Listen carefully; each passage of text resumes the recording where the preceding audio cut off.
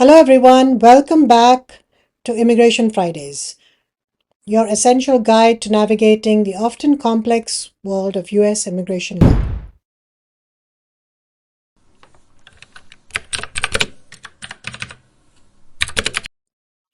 I'm your host, Prashanti Reddy, and we will be talking about how to bring your parents to the U.S. in today's episode. There isn't a one size fits all answer because to bring your parents to the US, it depends on your intent, whether you want to bring them temporarily to the US or whether you want to bring them permanently to the US. If you want to bring them to the US temporarily, then a B2 visitor's visa is your best option.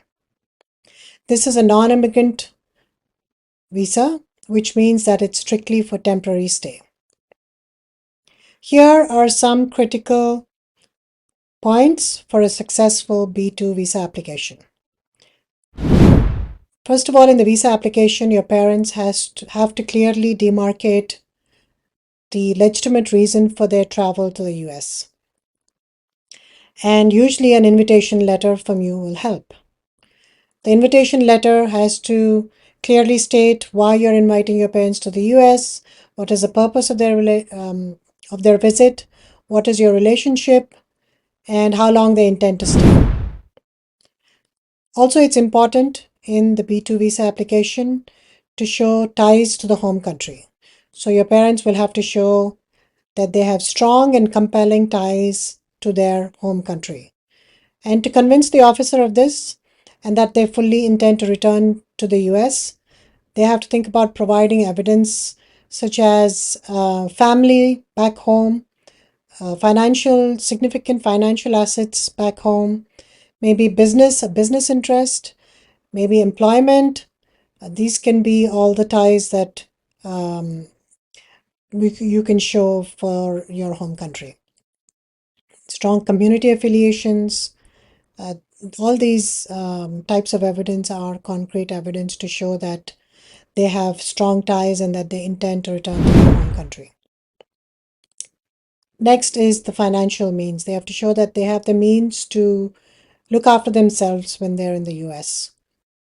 This could be in the form of bank statements, cash in hand.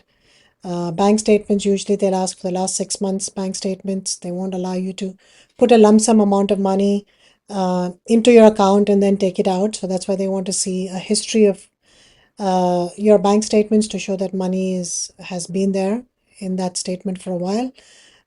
They can also look at other liquid assets, but mostly it's cash in hand. You could also be supported, or your parents can also be supported through an affidavit of support that is written by you.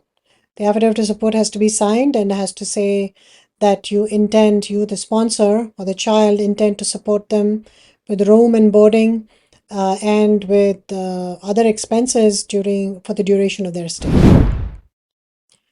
The last but not the least, the important factor is also duration of stay. The B2 is the visa is for several years. It can be for 10 years, but the authorized stay is granted at the port of entry. So when you come into the when you get off the airplane and you come to the airport and you present yourself before a CBP officer, the officer will ask you for how long you intend to stay, and then depending on your answer, they'll give you either 3 months or 1 month or 6 months. And it's very important to once you come into the US to check your I-94 because there's no longer an I-94 white card that's issued by CBP, but you have to go online, the I-94 website, and check with reference to how long you've been granted the visa, granted the I-94. So because that's the only time that you can stay for. Which leads us to a note of caution. If you as parents or your child who's bringing you here, whoever it is, if you intend to stay in the US for a longer period of time, it's important that you file an extension before the expiry of your I-94 and give reasons as to why you intend to stay and give evidence of proof that you have the finances to stay and that you intend to return back at a certain period of time. The reason has to be legitimate. And overstaying without filing for an extension can lead to disastrous consequences, because once you leave the country, then you won't be able to come back, and they might even cancel your visa. Now let's talk about bringing your parents to stay permanently in the US.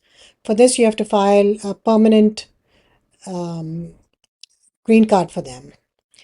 So if they are coming in permanently, you file a green card. And the excellent news is that if you are a US citizen over 21 years of age, you can petition for your parents, both your mother and your father, to come here as lawful permanent residents. This is known as the immediate relative category. And there's the significant benefit to this category is that immediate relatives are not subject to any kind of annual quotas. That means you can apply at any time, and there's no wait period. There's no need to wait for a visa date to become available. The only wait is the processing time, which typically takes about 10 months to a year. And this is, great compared to other family visa categories where there's a priority date, and you'll have to wait for the visa number to actually become available, and sometimes the wait is many, many years. Now, eligibility. In order to be eligible, in addition to being, parent of a US citizen, the person also has to have um an affidavit of support. So you as the child should provide an affidavit of support for your parent. It's called the I-864. The affidavit of support must show that you have the financial ability to support one parent or both parents.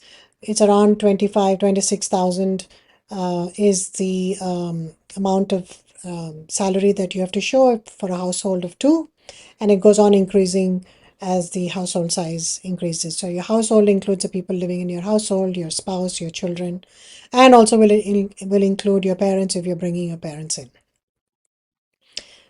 Another important thing, other than the affidavit of support, is that you have to show the genuine parent-child relationship. So in order to show this, the only way of showing this is the official birth certificate, your birth certificate as a sponsor. The birth certificate must clearly show your parents' names on the document, and if the parents are married, has to show the parents' marriage certificate to show that you are a legitimate child of your parents. Of course, there can be other more complex situations such as adoptions and illegitimate children, etc. But that's a different matter. We can discuss that in a different episode. But if you are born legitimately to your parents after they were married, then it's a pretty simple process. Irrespective of the option you choose, depending on your eligibility as a petitioner, remember that there's some crucial things to keep in mind. Documents. Make sure that all your documents are accurate, complete, and properly filled out and translated. Processing times are only estimates, so make sure that you give yourself plenty of time and that you maintain your status until the time that you're actually filing the petition. Consider taking legal assistance. Immigration laws are complex, and the process is not straightforward, so consider using legal counsel to guide you through every step of the way. And if you have any more questions about bringing your parents to the US, please share them in the comments, and we'll take them up in our new episode, Ask Prashanti. And your questions will really be helpful, so please comment and ask questions. And that's it. That's the conclusion of this week's Immigration Friday. We look forward to joining you next Friday. And until then, please like and subscribe the show. And I'll see you again next week. Thank you. Bye.